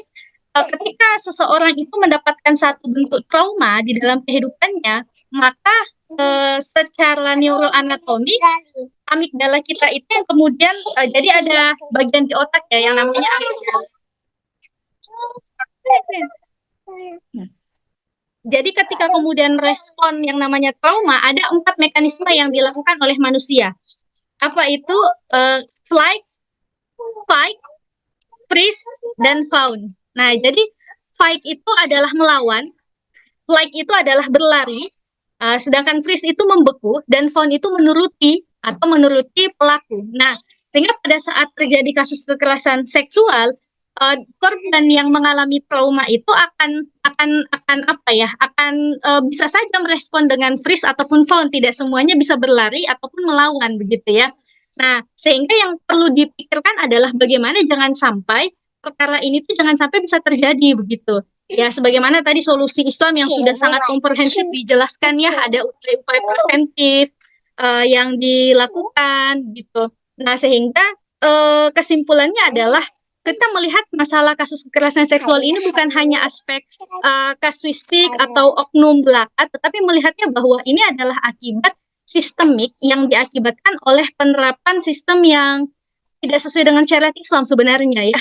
Karena contoh misalkan kasus kekerasan seksual ini kan terjadi karena kenapa? Ada stimulasi yang sifatnya seksual. Nah, ya secara biologis manusia itu akan merespon terhadap hal tersebut, baik itu laki-laki maupun perempuan. Karena kita sudah diberikan yang namanya hormon, diberikan kemampuan untuk berespon terhadap stimulasi-stimulasi tersebut. Yang jadi problematika adalah stimulasi-stimulasi tersebut di sistem yang sekuler, di sistem yang itu memisahkan antara agama dan kehidupan, akhirnya menjadi sesuatu yang sangat bebas gitu. Jadi aurat di mana-mana, yang namanya tayangan-tayangan pornografi, porno aksi itu marak dan seterusnya. Nah, itu yang menjadi harusnya satu cara pandang kita ya melihat kasus kekerasan seksual sehingga tidak hanya sekedar fokus pada upaya kuratifnya, tapi juga bagaimana upaya preventif agar jangan sampai kejadian ini terjadi.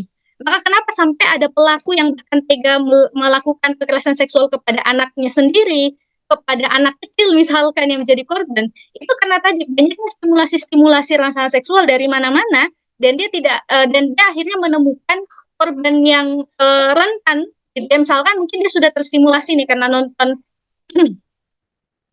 karena melihat tayangan-tayangan yang tidak seharusnya dilihat dan yang dia dapatkan di hadapannya adalah misalkan anak-anak ya sudah dia akhirnya tidak bisa menahannya gitu kira-kira ya. Nah, maka disinilah tugas dan fungsi peran negara ya untuk bisa selain mengedukasi juga memberikan pencegahan terhadap stimulasi-stimulasi yang seperti itu tadi dan karena itulah tadi perannya negara untuk memberikan batasan terhadap pornografi, porno aksi dan lain sebagainya.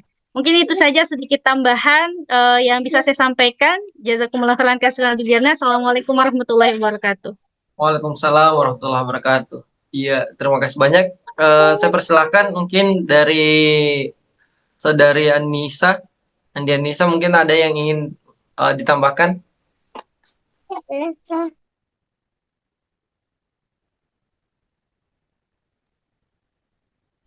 Kalau tadi dari penjelasannya Kak Rati, kalau saya masalah Sobat dan tadi itu sudah jelas sekali nih, dan juga masalah penjelasannya tadi Kak Rati tentang bagaimana menyudahi masalah kekerasan seksual seperti itu. Sudah luar biasa sekali nih tadi. Ya mungkin saya tambahkannya sedikit bahwa memang aturan dalam Islam itu, kalau Islam itu kan punya satu sanksi yang memang betul-betul dia sebagai pencegah sekaligus. Saya izin mematikan ini, mematikan video. Dia pencegah sekaligus penebus dosa. Gitu. Kenapa dikatakan sebagai pencegah dan penebus dosa? Pada masanya Rasulullah kan itu ada perempuan yang pernah mengaku telah berzina, gitu. Kemudian dia dan digambarkan oleh Rasulullah itu bahwa seperempuan itu tengah berenang-renang di dalam surga. sefaktanya saat ini kenapa kekerasan seksual itu tidak selesai gitu. Kalau tadi masalah kekerasan seksual itu hanya diselesaikan berupa pelaporan gitu kan. Itu pun juga hukuman yang tidak seberapa, ada yang mungkin kasus, maaf ada intermezzo sedikit, ada kasus pelecehan seksual misalkan, itu hukumannya hanya beberapa tahun penjara, itu tidak menimbulkan efek jerah. Jadi jangan heran kasus-kasus pelecehan seksual itu makin banyak jenisnya, zinahi anak sendiri, ibu berzina sama anak kandungnya sendiri, saudara bahkan melecehkan saudaranya sendiri, gitu kan.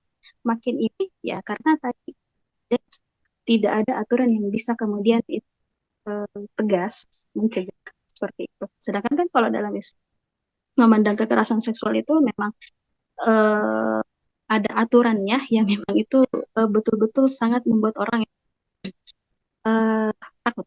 Kalau kan sekarang kekerasan seksual itu sampai berujung banyak ya, berujung berenang nyawa ya. Dilecehkan dulu, diperkosa dulu, kemudian dibunuh gitu kan.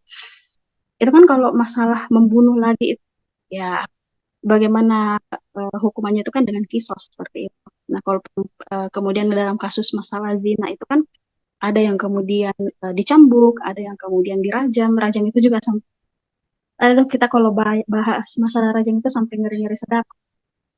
Jadi aturan memang kalau kita mau menyelesaikan masalah pelecehan seksual ataupun mungkin berujung sama kekerasan seksual itu memang harusnya menggunakan aturan Islam.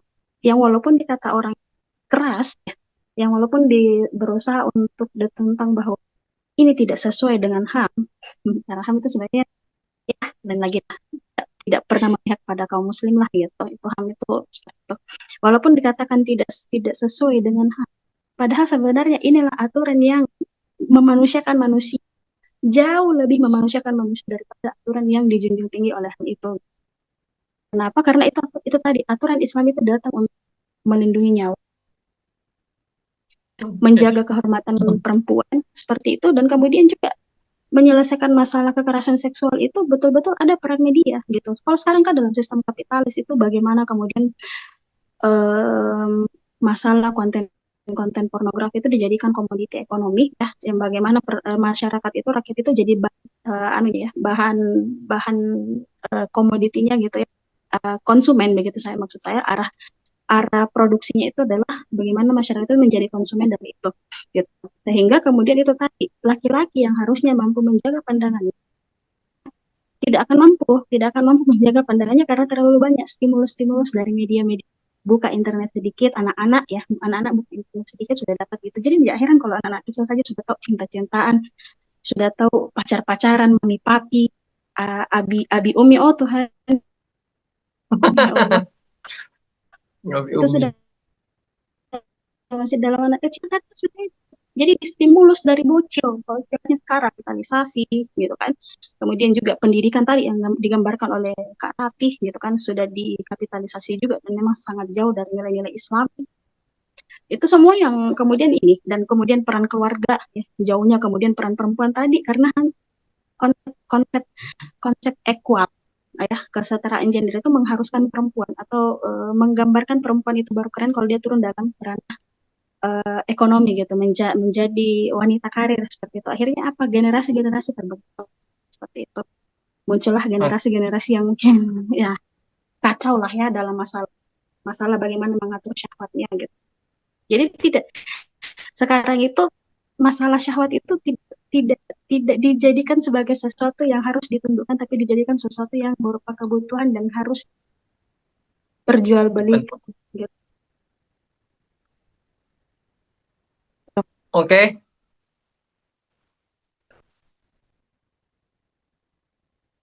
Putus-putus. Oke, sudah dimatikan di mute ternyata mikrofonnya.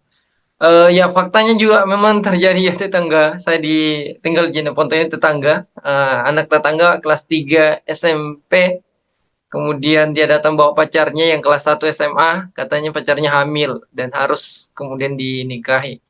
Ya, ini fakta yang betul-betul hari ini terjadi, gimana konten-konten pornografi itu menyasar setiap smartphone ya, tanpa terkecuali anak-anak. Dan orang dewasa. Baik, kita sudah ada di penghujung diskusi, hampir sudah jam 11 di waktu Makassar dan sekitarnya.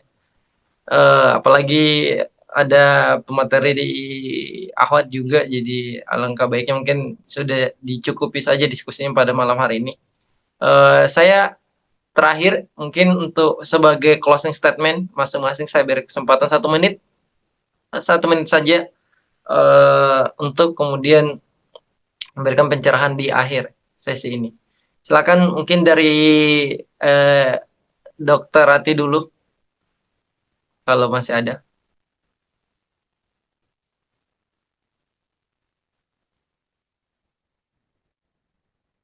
Oke, kalau tidak ada tadi memang sudah berjibaku dengan putri-putrinya atau anak-anaknya. Silakan mungkin dari Anissa ada yang ingin terakhir disampaikan closing statement-nya 1 menit, silakan. Udah sampai aja 1 menit. Oh iya, silakan. Closing statement sebenarnya tadi itu sudah terclose nih, kalau solusi untuk menyelesaikan kekerasan seksual itu kembali paham gitu.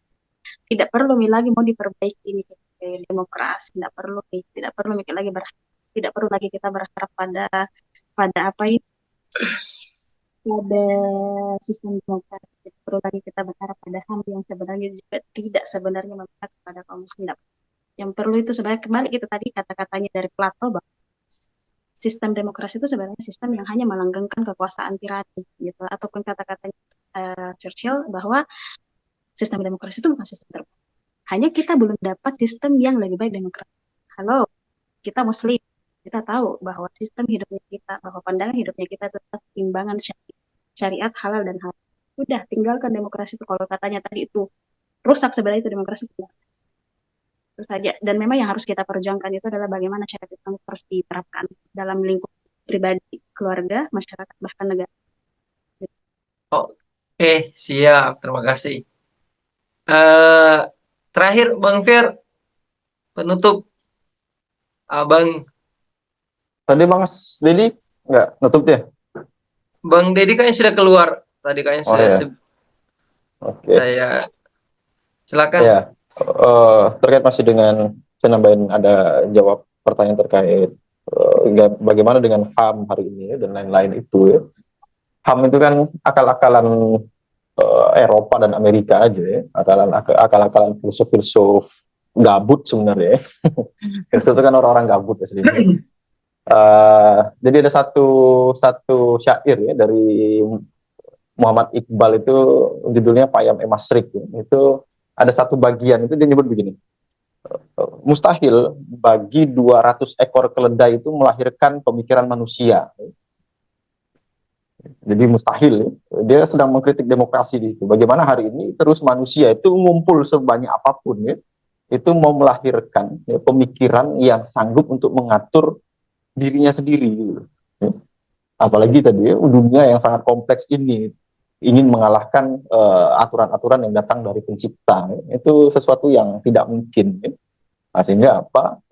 Maka ketika kita bicara tadi untuk mengatasi problem-problem sistemik yang dimunculkan oleh sistem kehidupan hari ini, termasuk yang dipraktekkan di Indonesia, yang salah satu fenomenanya itu kekerasan seksual, maka tidak ada cara lain selain kita rombak dari ujungnya, gitu, dari pondasi sistemnya, kehidupannya. Dan ini bagi saya persoalan yang biasa.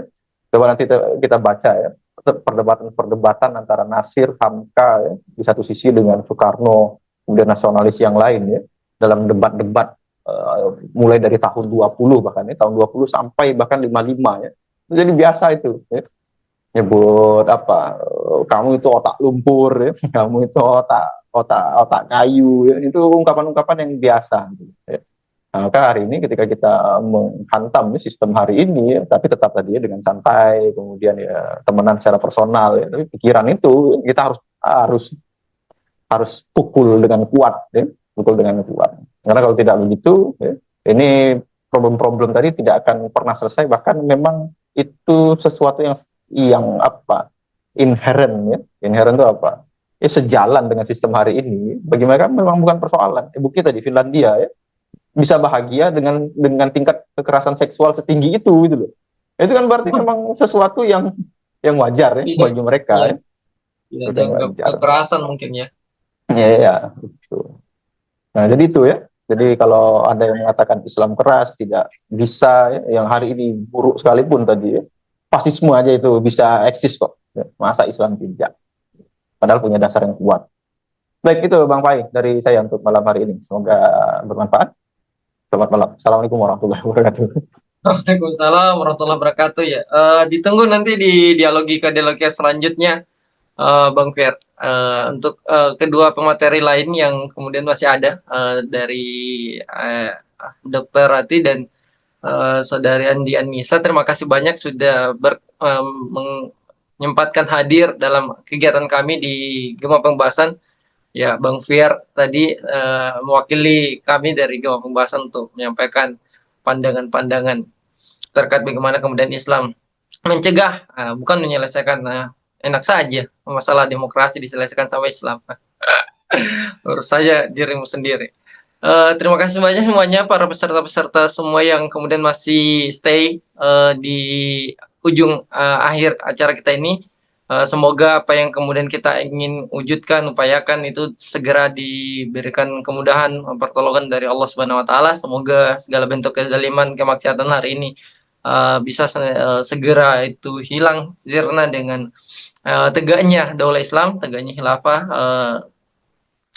seperti sebagaimana yang kemudian telah diperjuangkan oleh Rasulullah. Terima kasih banyak. Saya akhiri dialogika kita pada malam hari ini dengan sama-sama kemudian kita mengucapkan alhamdulillahirabbil alamin. Assalamualaikum warahmatullahi wabarakatuh.